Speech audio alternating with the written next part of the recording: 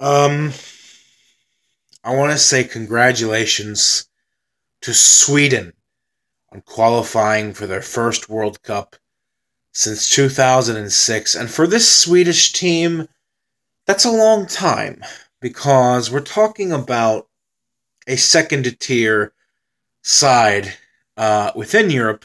Sweden themselves, they're not like other teams in Europe who qualify for every other World Cup or, you know, miss out here and there. This is a country with a very soccer rich history, both in distant past and not too long ago past, like 90s. Um, so I'm actually glad Sweden made it back to the World Cup because it's just three World Cups in a row without Sweden. Just it feels kind of odd. Um, because historically speaking, Sweden have always been a second tier side in Europe, and at their very best in the past, arguably a first tier side. I mean, we're talking about as recently as 1994, Sweden finishing in third place at the World Cup.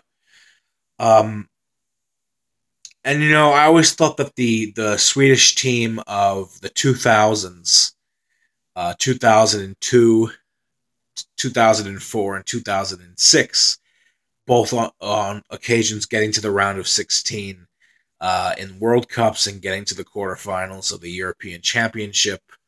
I always thought that was a really good, well-drilled Swedish side because I remember the likes of Larsson and Svensson and a younger Zlatan Ibrahimovic back when Sweden weren't so reliant on him. But Sweden really went through a dark age kind of period between 2010 to 2016. I mean, in both Euro tournaments in 2012 and 2016, they were absolutely horrible.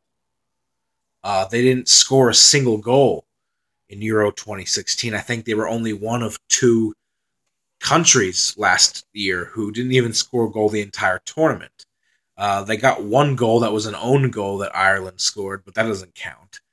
And honestly, now that Sweden has gotten rid of Zlatan Ibrahimovic, sort of the albatross that was around their neck has been lifted. And it's something that I did not expect from Sweden because this was a side that their team was so built around Zlatan Ibrahimovic that I thought that once he retired, they were going to stay in the dark for a little while longer. But that proved to be the opposite case. I mean, it turns out that Zlatan, most likely, was hurting the team because of the fact that Sweden's identity was so largely built on him. And their over reliance on him. Now that doesn't mean that he wasn't a valuable asset to the Swedish team. It just means that he did more harm than good, even though he didn't intend to. And I know I'm going to get a lot of comments below that people disagree with me, but honestly, Sweden were very much a one-man side towards the end of Zlatan's career, at least. Back at the 2006 World Cup when I was younger, I remember he had a whole cast of other teammates to help him, but once they failed to qualify for 2010 and onward, it was all just pretty much a one-man show. So, I mean, yeah, they did have Kim Källström. He was pretty decent, and Toivonen as well. He's still there. But Zlatan was very much the star of the squad. And I'm happy for Sweden because this is arguably one of the worst Swedish teams that we usually expect Sweden producing, but they've gotten back to the World Cup. And they did so against a very difficult Italian team. I'll talk about Italy in a moment, but I want to talk about Sweden now because they deserve their own attention in the spotlight. Instead of just making this video about Italy's failure. Let me just talk about Sweden for just a little bit more. I do think Sweden, once Zlatan did retire, they were in a very difficult group in qualifying. They had the Netherlands. I know Netherlands didn't qualify for the Euros, but they're still the Netherlands. They had France. They beat France. Uh, they got the results needed against the Netherlands. They beat Italy. The playoffs, I think they deserve to qualify. Now, the brand of football they played today was very sort of negative. They did put numbers behind the ball, but that was to be expected, to be honest. Uh, so I wouldn't call this current Swedish team the worst one of the 2000s because I still do think that Euro 2016 team was absolute garbage. So this is an improved Zlatan-less version of that team, but this in no way does this compares to the Swedish team of the early 2000s and the 1990s. That team were world beaters. So, and I hope Zlatan is not allowed to be called up for the World Cup.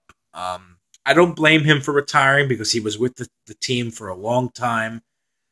He did not turn his back on his country by retiring. It was just time for him to go anyway. But if he wants to come back for the World Cup, I think Sweden cannot allow him. They can't allow him because they need to move on. They already have moved on. They got into a World Cup again for the first time since 2006. But they need to keep it that way. They need to keep moving forward in the post-Zlatan era. And their current manager, was his name Jan something, ends in Sun. He got his tactics right across both legs against Italy. And, we'll see where that goes. They've left the whole Eric Hamren debacle behind them. I don't know why that guy was in charge of Sweden for so long. He was a horrible manager. But their current manager, he seems to be pretty good. Italy, luckily for you, I'm not going to spend most of this video talking about you. Look, no one's safe. In World Cup qualification, nobody is safe. This happens to one of the most decorated teams in the history of this sport. It can happen to anybody. It can happen to anybody. And for Italy, they really need to take a step back. They need to assess where they go from here.